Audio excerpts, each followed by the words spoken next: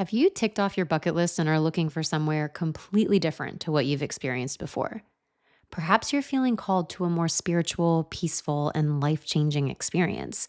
Well, I have the perfect destination for you, and you may never have even heard of it before. Get ready because today's episode, we are diving deep into all things Bhutan. Welcome to Transform with Travel, a show helping busy professionals plan more bucket list trips that reignite adventure and go beneath the surface, without the overwhelm of planning, the endless midnight scroll, and the crowded tourist traps. Buckle up because we are about to take off. Kuzu Zengpola, which means hello in Bhutanese. Throughout this month, we're highlighting incredible destinations around the world that truly embody what it means to travel sustainably and what the future of travel could and should look like. For those of us who have traveled extensively, you will have been faced with the reality of what many destinations are grappling with right now from an ecological standpoint. In episode 58, I walked you through the latest list of destinations to try to avoid because of this ecological impact that tourism is having. However, there are truly incredible destinations around the world that are really taking the lead on how to invite travelers to their country with sustainability and positive cultural impact in mind. And there are very few countries in the world that take sustainable travel to the level that today's country does, and that is Bhutan. I'm joined today by Freeman, owner and chief sales and marketing strategist at her company Passages of Distinction.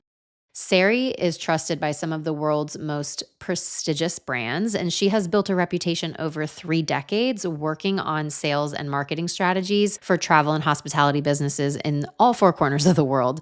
She is a true hospitality and tourism expert, and Sari brings a wealth of market knowledge. We're so grateful to have just a sliver of her time today. And one of her key partners is actually the Department of Tourism in Bhutan. So we are going to dive into all the ins and outs of the why, when, and how you should visit Bhutan. All right, off we go.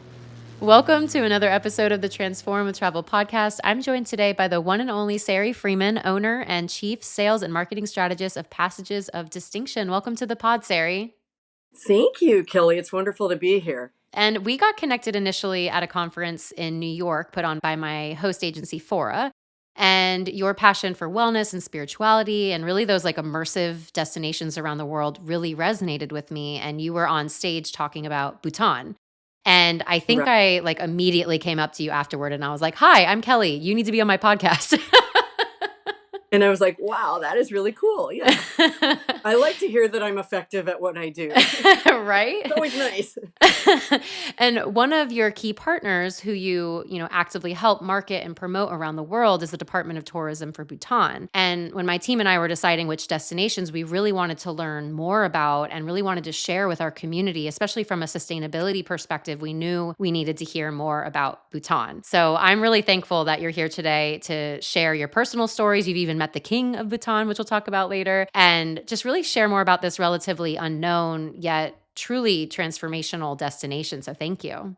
No, I'm delighted to be here. Always delighted to speak about Bhutan. It's a very special destination. So you've had quite a long and impressive career in travel and hospitality. Could you start by sharing a bit about your journey and how you became the owner of Passages of Distinction?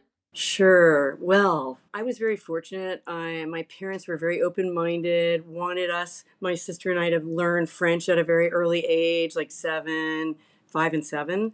And it sort of started me on a path of international discovery. I'm fluent in French, quite fluent anyway, because I studied for so many years and then eventually studied abroad. And in those years, it was like a whole year without a heck of a lot of communication, not like today where you can FaceTime everybody. Anyway, I studied Spanish, Italian, Russian, German, a little bit of, a few languages. And it just opened my mind to other worlds, other places. I never studied anything like Bhutanese, but that actually everybody there pretty much speaks English. But that sort of got me on a path of going into tourism because I wanted to use my languages.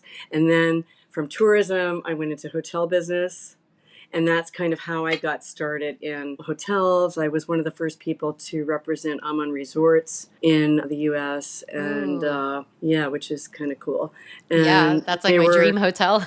I know. This is when they were a very small company, just a fairly new company. That gives you an idea how long I've been in the business. And I worked for a company, the sister company, that had one of a kind hotels, each one having their own name and unique ambiance and all. So I kind of, when I started my own company, when I had my daughter and I wanted to kind of have a little more control over my life, I wanted to start my own company and was able to take that as my first account.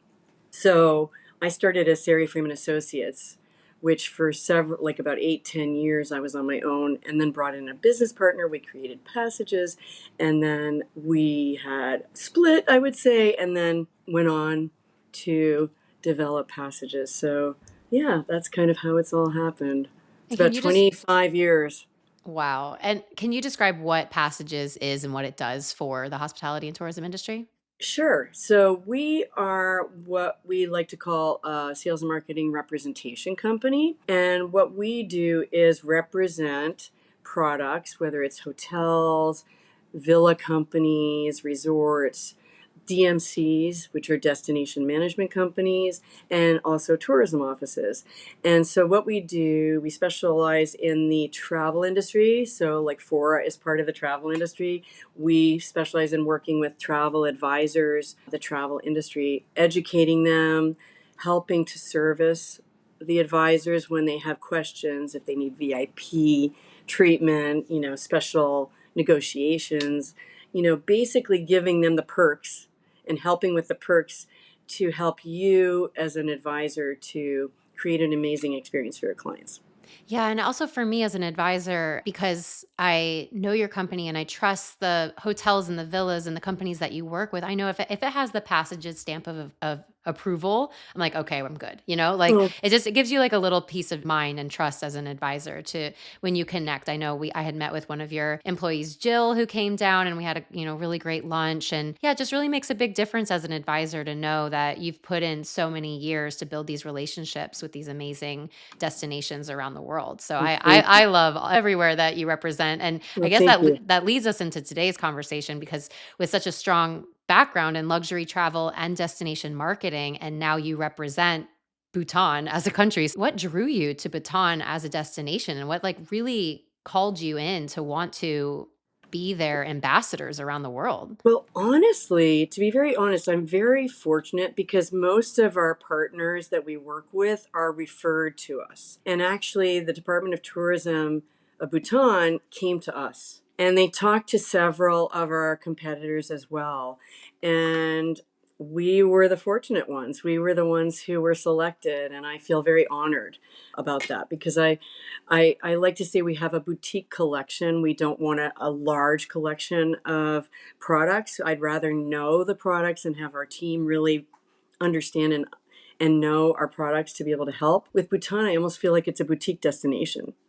It sounds a little corny, but it's true. It's so small. It's so tiny. It's this little amazing but powerful place.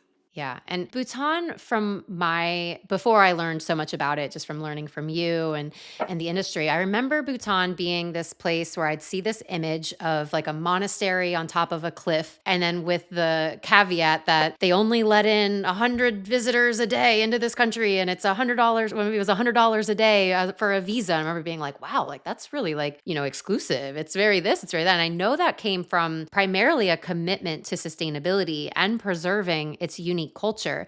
How does Bhutan stand out from other destinations when it comes to that sustainability and eco-friendly tourism lens? Oh my gosh. I mean, first of all, congrats on the studying that you've done and the preparation for this, because I can see that you've done that. I would say, I mean, there's very few countries, honestly, that can come close.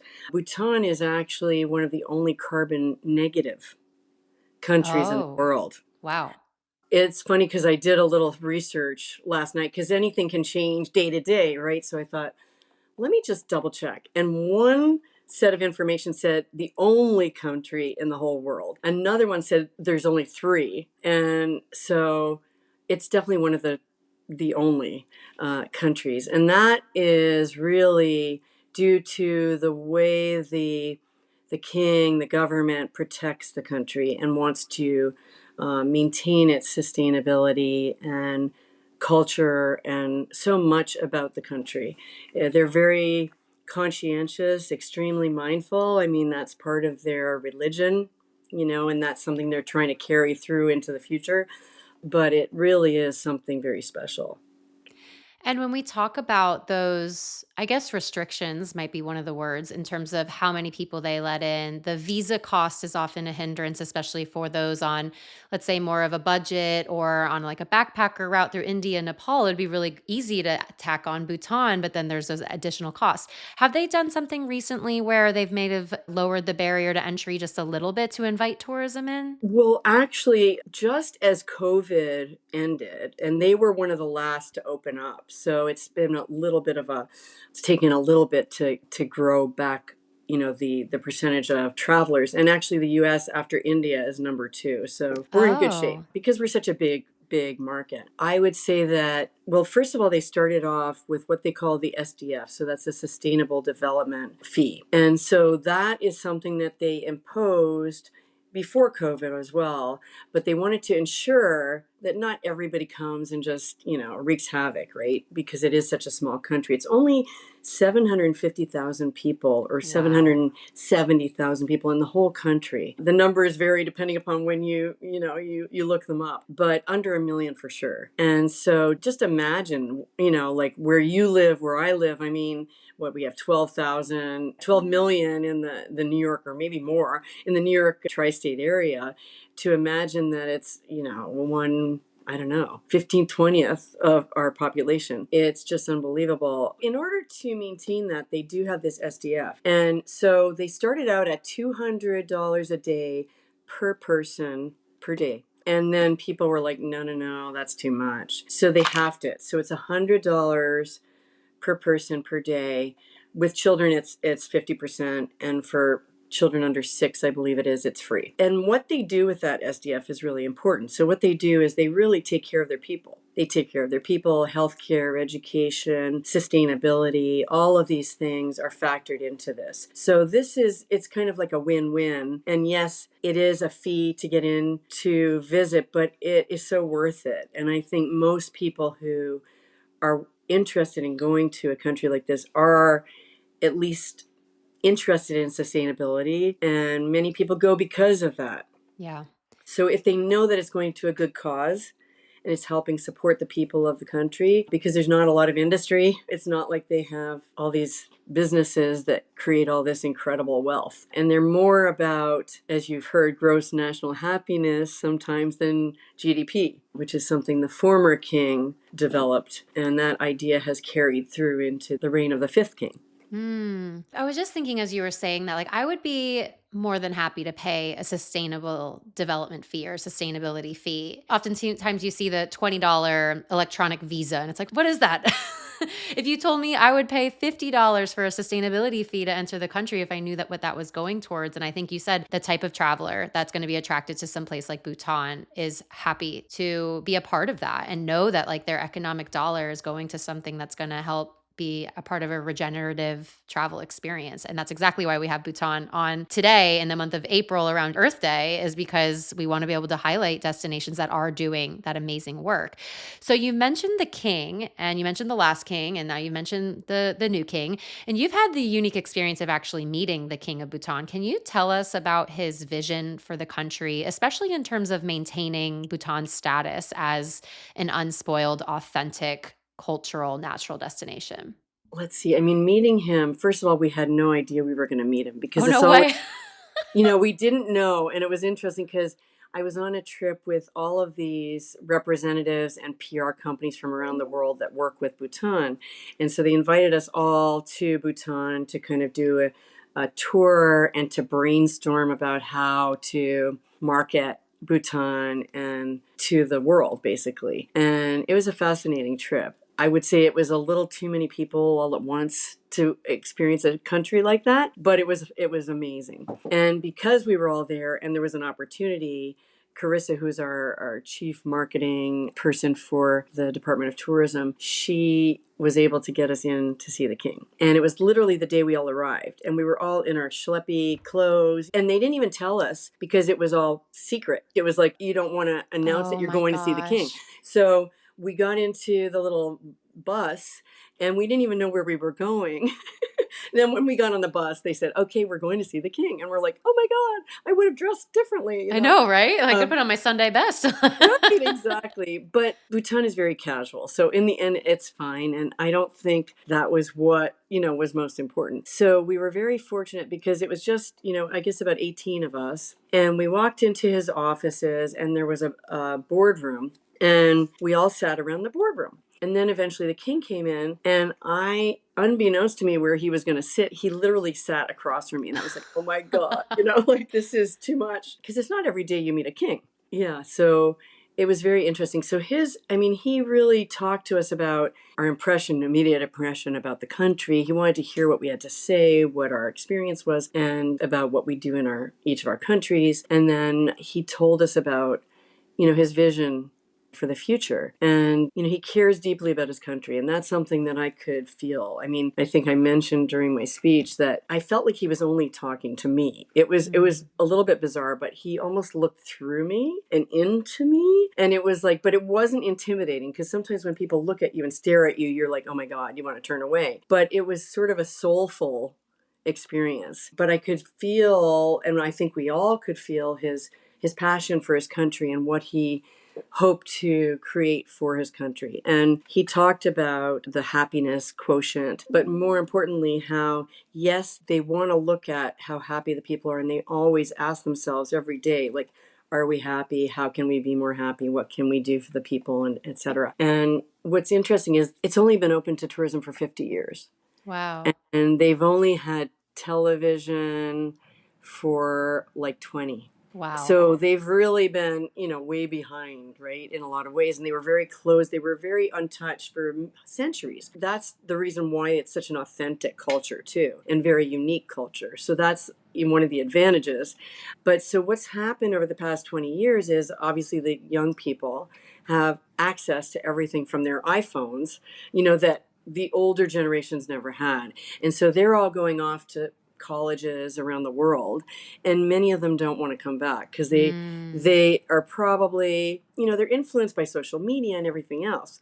And so they know that it's a very special country that they're from, but if they want opportunity, financial, whatever, they feel like maybe they need to stay somewhere else. So the king is really working on trying to create something truly unique to encourage the young people to come back and give them an opportunity. And that's by creating this mindfulness city. So Yeah, what's a mindfulness city? I like I need more. I need more.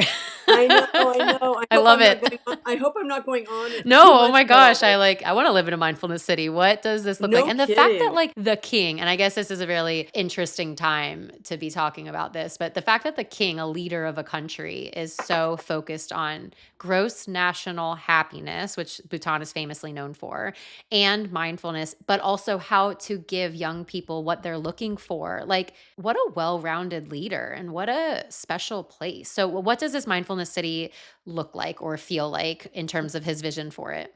Well, it's really interesting because, they were just starting to work on all of this. And now, well, so basically, the airport that they have now, Paro, is a little tiny airport. And only people with a special license can fly in there. I think there's about 17 or 20 pilots in the whole world that can fly Wow. in here. Oh my Yeah. God.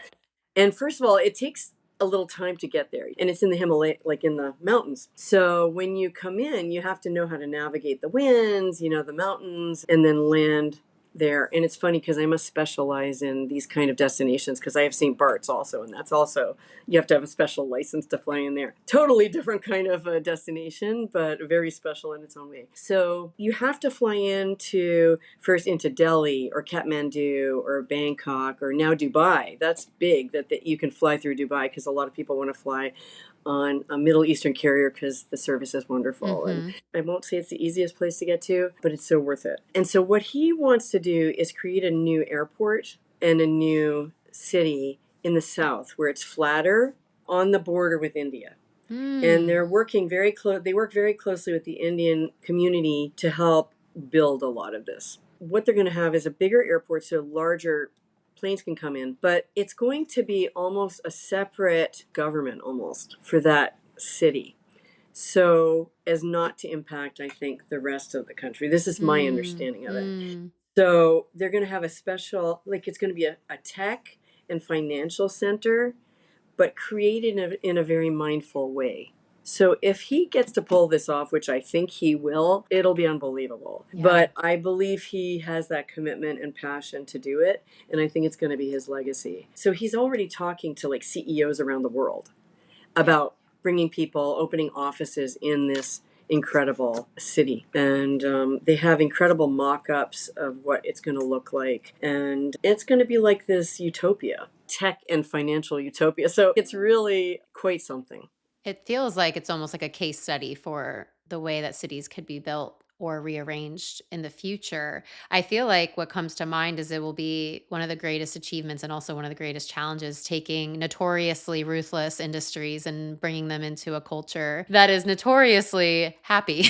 So I I know. And I do want to just say that not just because they're always looking at happiness doesn't mean everyone is like giddy all the time. of They, course, of course. I just want to clarify that. But I also feel like it's part of like the Buddhist right. culture where it's not so much like outwardly joyous happiness, it's like content and peace, which is a whole Yeah, different type of exactly. happiness. I guess talking about the happiness, we said that Bhutan, it's famous for measuring its success with gross national happiness over GDP. How does this philosophy kind of translate into its tourism practices, or like how does that like affect the visitor or traveler experience? Experience. Well, I mean, first of all, it's such a peaceful environment. I mean, there's not a lot of tourism. It's not over touristed like so many other places. I mean, you get there and yeah, there might be certain days or certain times of the year that might be a little busier for sure, but you never feel like it's huge crowds. I mean, it's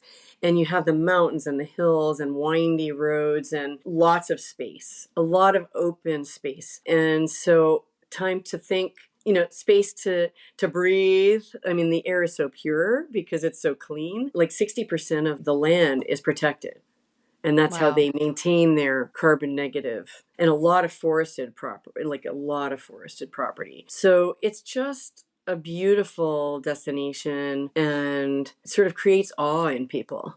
Yeah. And if you're at all into spirituality, I mean, I think it is such a very special place. And it's a Tibetan Buddhism that I believe it's the only nation in the world that really is fully Tibetan Buddhism. And not to say that everyone is like that, but I would say a good majority, very high percentage. And because they care deeply about their religion and taking care of people, animals, insects, I mean, they don't want to kill anything. They don't want to, I mean, any meat that they have is imported because they Mm. don't kill any animals. So would you say for a traveler heading there to expect mostly vegetarian meals? Like what's the Well, day to no, day in terms of you can cuisine? have meat. You can have meat. Oh, I'll tell you, the cuisine is quite unique. Again, because it's been this sheltered country, they have amazing vegetables because it's so clean and everything's organic, basically. Because they don't use pesticides or anything. They can't. They Yeah. don't. They. Why would they? Right? Because they're intelligent. So everything is very fresh. They love chili. They Ooh, love I love spice. that. I love that.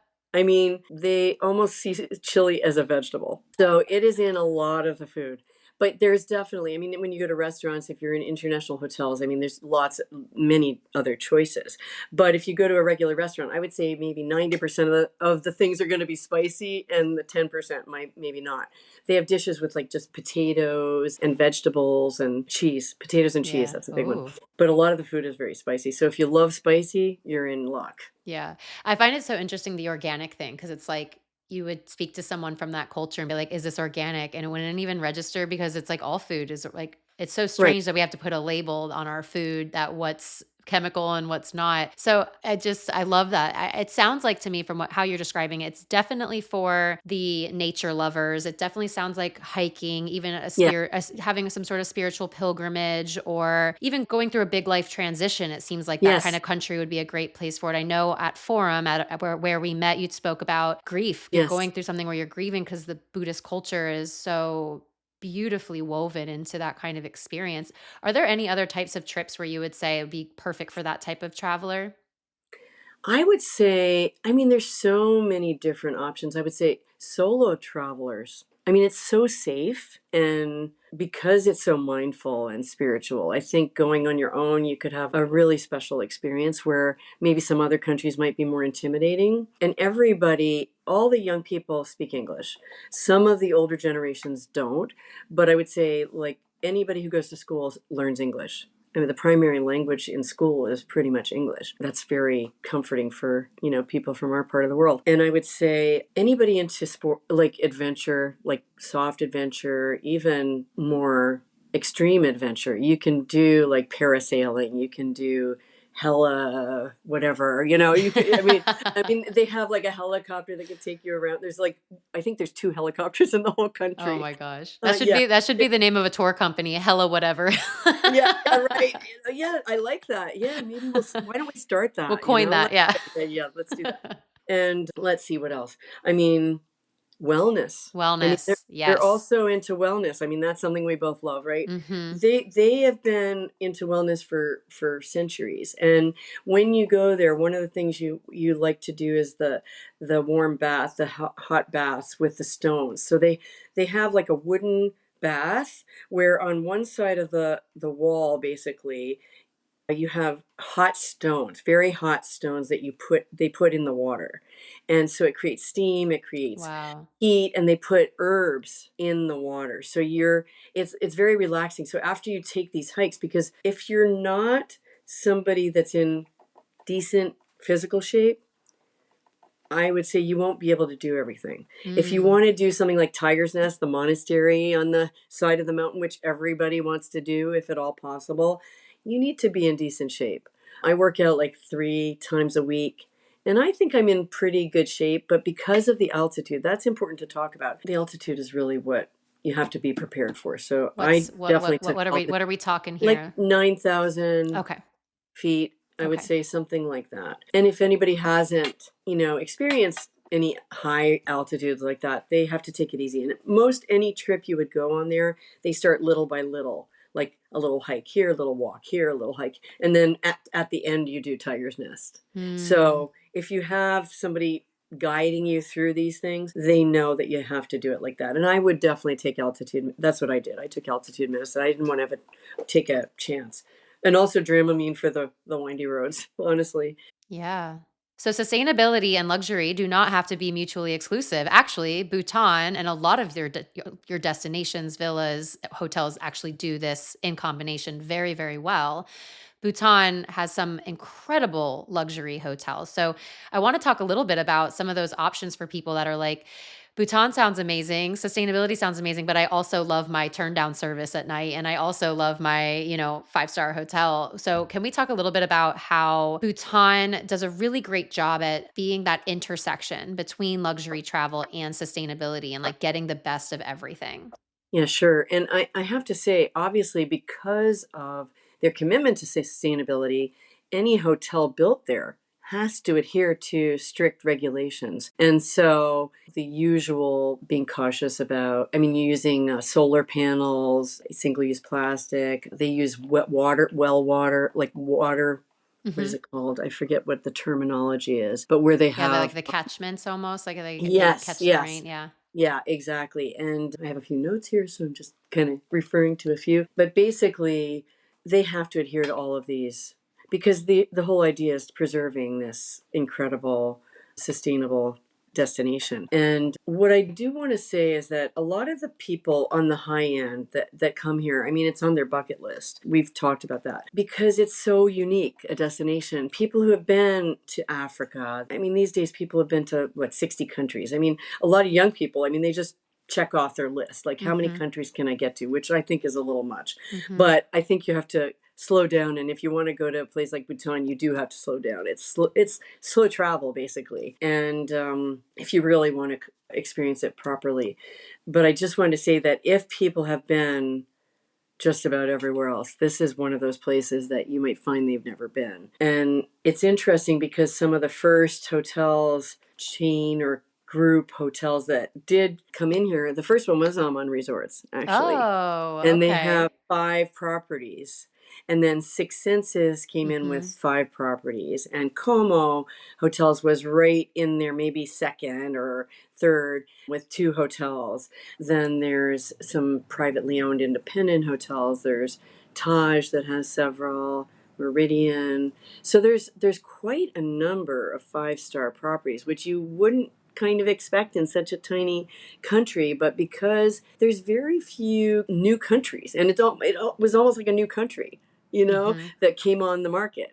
And so these companies hopped on, the bandwagon, and there are some really wonderful privately owned independent hotels like Pemmico, Tented Camp Hotel, or the Bhutan Spirit Sanctuary, Gangati Lodge, and others. And they really are true luxury. And so at these properties, obviously, you can find international cuisine and all of the creature comforts that you might be used to if you're looking at 5-star luxury. And so you mentioned that the Amman Six Senses, they have 5 properties. Could you just kind of like hop to each property and see different locations? Could that be an itinerary in and of itself, is kind of following along the different hotels? Because for some people, like, I mean, Six Senses, Amman, they're dream hotels. And it's like you could almost make your own little route based Oh, on yeah. where you're staying. Is that kind of how they designed that? Was that you would Yes. almost go along that route? Yes, exactly. And if you go like with Amman, they would love you to do all Of course. 5 hotels, and then they help create experiences. And the same for Six Senses and Como. I mean, yeah, that's part of the marketing. Yeah, totally. And they do a great job. They have their own destination companies that they work with. But if you want to hire a destination management company, a separate one, and kind of hand tailor a trip, I think you could have an amazing, maybe more diverse experience. It Right. just depends on what you're looking for. It really Totally. does. But there are so many choices, and being somebody who loves, I didn't even say this before, but I tend to represent privately owned, independent hotels rather than brands and chains. So I personally love something unique. Yeah, and I Like mean that's this that's destination. it's also why I'm drawn to your company as well, because that's also something that's important to me. When you mentioned, we talked about the 5 different locations that are kind of on like the main track. Could you, like, from a logistics standpoint, how much time should Yeah. people plan to spend? Because as you mentioned, there's no direct flight from the US. It's not the easiest country in the world to get No. to. So if someone was making this a bucket list trip, what would be the ideal length of time you would have them spend? I would say 12, 14 days if you Okay. could. I mean, I Okay. really think That's not that if bad. you really want to experience it properly, I mean, I wish I could do that. That's what I would do. And when you say 5 destinations, is that really like the main places people would be going to? Could you say, do you know their names? Would you be able to share those hot spots, W- I guess? Well, I would say the ones that keep coming up the most often are, well, Paro is where the airport is, and Okay. Thimphu is the capital, and they're like about an hour apart. That's like Yeah, me going to Miami. yeah, That yeah, yeah. that is me going to Miami. Yeah, right, exactly. There's not as much traffic, I Yeah. can tell Oh, you. it'd be a lot Um, more peaceful of a drive for sure. Yeah, and the drivers might be better. No. Oh, yeah, for real. They'll be Yeah, nicer at least, yeah. but it is very windy, okay? So you have to be prepared for that. And actually, if you're in a private car, it's even feels more windy than in a bus. So whatever, it is what it is, but Yeah. it's worth every minute. So then there is Punakha, which was the most stunning of the places we went. We only went to the 3 places because we Mm, only had 6 days. So how much can you do in 6 days? right. But I've also heard, and that's a beautiful valley, and it's just, yeah, it's stunning. And then there's also Gangati, which I would say would be the next. I mean, that might be even more stunning than Punakha, but Punakha has an amazing zong, which is their monastery. So what you tend to do when you're there is go to see the monasteries, the temples, and those are sort of the most auspicious sites to see. Mm, Of course, there's other things to see, like the textile museum, because it's very famous for textiles. There's so many other aspects, but I would say a lot of what you tend to do is these monasteries and temples, and very few are right on the road. Most of right. them you take a little hike to. If you wanna do it well, 12 to 14 days. Give yourself the luxury of time and space to take your Yes. time and really like immerse yourself. I think that's Yes. a really beautiful way, because I mean, if you're going to go do a safari, you need at least 10 days to get there, land, get to the reserve. You know, it's what's an extra couple days, right? And you do have there's an amazing eco system. I mean, they have these blackneck cranes, which they have a whole festival around. And that's something also. They have about 150 different festivals in Mhm. the year. So they're sort of very, typical. They're not like these festivals that you might expect here, but they're very quaint and very charming and very special. They actually had, I don't know if you saw on social media, they had their first international Oh, yes. music concert recently. Yes. And do you remember who it was? Ed Sheeran. Yeah, he was the Yeah. first international performer. And That's he felt wild. very honored, which I thought was like he was the right person. I Yeah. just felt like he was such a good pick. And he met the king and queen and he talked about it on social media and he was like so impressed with the country. And I was touched because I knew Ed Sheeran, not that I knew him personally, but my daughter was a huge fan when he was very new in the Yes. business. And so it was nice to see, him come around and do this. So yeah, it made me happy. I mean, their first international concert, it just goes to show how preserved this culture is and how uninfluenced it is from pop culture, which is virtually unheard of. You can go to the middle of the Jaisalmer desert in India and find a McDonald's. Like, Oh my this is gosh. very unique, right? And Yeah. especially for travelers that are looking for more unique, immersive, and authentic experiences, you really couldn't, and sustainable, of course, because that's what I always like to look for in destinations. I think Bhutan it's been on the top of my list now, and I'm so excited for people to learn more about it. I want to kind of change track just a little Yeah. bit and talk more generally before we wrap up. But here at the podcast, obviously, our name is Transform with Travel. So we firmly believe that travel has the power to transform you. And I know that you say this a lot too. I know that's something you say quite a bit. How has visiting countries like Bhutan and other transformative destinations like India and Patagonia, how has that influenced your perspective, both personally and then, of course, professionally, because you're in this industry? How has that shaped up for you? Well, travel is so important for opening our minds. I mean, as I mentioned earlier, like languages kind of open your mind to what's possible, but going to visit some of these places that are perhaps more spiritual or more authentic or more traditional in ways. When I went to India for the first time, I went to a very special Ayurvedic spa called Ananda, which I used to represent when they were Mm. quite new in the industry. And that totally opened my mind to so much because in 5 days that I stayed there, they said, you have to stay 5 nights, otherwise, you're not going to feel the full effects. So I said, well, shucks, I have to stay 5 nights at a spa. I don't know. I'm not sure I can do this. And you wore like a white, kurta, and it was in the Himalayas overlooking the mountains and Rishikesh, which is the birthplace of yoga. You had to eat your special food and your special treatments, and every day you did yoga and meditation and all these things. At the end of 5 days, I was like a new person. I was like a baby. I might have told you that. I mean, it was just unbelievable. I've never had all my senses heightened like that. And I just have never quite experienced that again. So to me, that was an incredible transformative experience. Anybody who can experience Ayurveda, I mean, I think it's quite something. And then Patagonia is one of those places that oh my gosh, I just love. I mean, it's just a stunning, and there are places there. I worked many years for a place called Zhao Zhao, and it's in this magical place in Patagonia overlooking lakes and the foothills of the Andes. And there's almost like a special feeling there, like you feel in Bhutan, Hmm. these very spiritual kind of places. And it just changes your outlook on life and maybe gives you a little hope for the future. We need a lot of I know that. times I think going to some of these spiritual places is not a bad way to go. And I think, travel, I think, is going to do very well this year. I mean, people are just so addicted to travel and they just, no matter what, I think they're going to keep going. But I think that Bhutan is definitely on a bucket list for people who have traveled a lot. I mean, I can tell you in our industry, I meet so many people who say, oh my God, it's on my bucket list, like you said.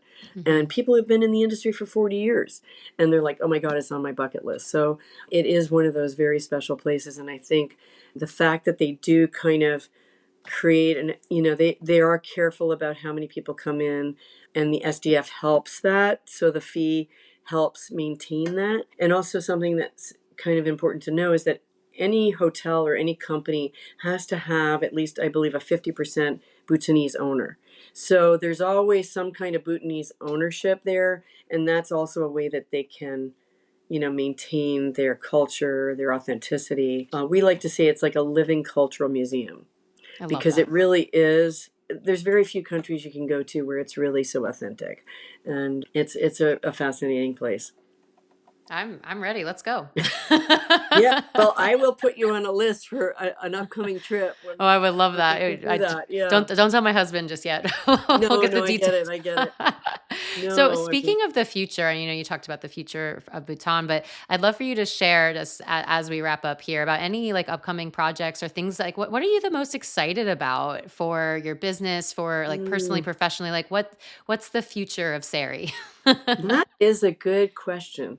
There's always new things to discover in this wonderful world of travel, and I feel like sometimes I have to pinch myself because there's so many people who are wonderful in the industry too. And I mean, I spoke to somebody this morning I hadn't spoken to in I don't know how many years, and I was like, but we went right back to where we were, over the years. And it's just people who love travel have an open mind for the most part, and they think outside the box, and they're accepting of more people. And I think we need more of that these days. Hmm. And that's what I tried to teach my children. I mean, to try to, I think travel really does create sort of an experience where you realize you're more alike than you are different. No matter where you go in the world, you can feel that there's a connection. I mean, we're all human, and our business is very human connection oriented. And being at the Fora Forum was an amazing experience for me, because people really, you could feel that they were excited to be there. And there's a lot of excitement in travel. So Yeah. we are very fortunate. Yeah. And 100%. wellness. I mean, the two, I mean, wellness and travel, I mean, they go so well together. Yeah, we And need to have another podcast on wellness travel because I know you represent some amazing, amazing properties oh that yeah, can the literally No Palace. Oh my quite God. literally transform your Yes. health, which will then in return obviously transform your life. Yeah. So we'll do another episode on wellness Okay, travel. cool. We finish these episodes with rapid fire questions that I did not share with you beforehand. So No, you didn't. yeah, Oh my sneaky, goodness. sneaky, sneaky. So number one is, and I'm going to say that you're not allowed to say Bhutan here, but what country has left the biggest impact on you? And Mm, I think we got to take Bhutan off the table since we just spoke about it for 45 minutes. the most impact. Boy, that's a tough one, because France is sort of in my DNA almost, Hmm. because I started so young and I studied French for so many years. And I mean, I just love France. But then I would say India. Hmm. India just touched me. Yeah. And some people are nervous about going to India, but boy, when you can go there and be with the right company and see things from, the eyes of somebody with experience, I mean, it's very special. Have you Yeah. been? I have. My Yeah. husband and I spent 5 weeks Oh there my God. traveling, and I always say I that's my answer too. Actually, India is always the country that impacts me, and I like to ask the question impacts because favorite country and most impactful country are often two different things. Because India is incredible and it's also very challenging, and so I love that you said that because I know that we're very similar in that respect. And number two is what's your must-have travel item? Like, what's Oh, your oh favorite boy. accessory? Interestingly enough, I'm not good at packing because I like to have my creature comforts, Okay. because I do travel so much and I just want certain things to be with me. So let's see. What's my favorite? My Bose noise canceling headset. Ooh, got mine on now. Oh my gosh, I live by those. I live by those. I meditate with them. I do my podcasts. Yes. I listen to those music. And even if it's noisy, the birds wake me up in the morning and I want to go back to sleep, I'll put them on. So So good. I use them for, and of course the plane. Oh my gosh. We'll get Bose to sponsor this episode. So Yeah, right? I think you should, because honestly, I tell so many people about right? them. You're like, here's my affiliate link. No, okay. So number three, what's the biggest life lesson that you've learned while traveling? To trust that everything's going to be okay, even though it doesn't always feel like it. Somehow it all works out. You might go through hell once in a while, like with flight delays or, missing a flight or whatever it is. But somehow you make it. 100%. And that's a huge tenet of Tibetan Buddhism as well, is just trusting and surrendering and accepting and just Not constant, always easy. not Not always easy. easy. It's a lifelong, long, long, long life lesson there. But well, Sari, thank you so much. I'm on fire. I can't wait to visit Bhutan one day. I hope our listeners have found a brand new destination to obsess over. How can people connect with you online if they want to say hi?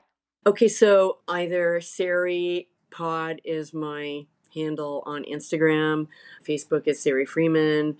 They can email me, Sari at passagesofdistinction.com. It's long, but it's what the name is, or info at passages of, you reach my team if I'm traveling.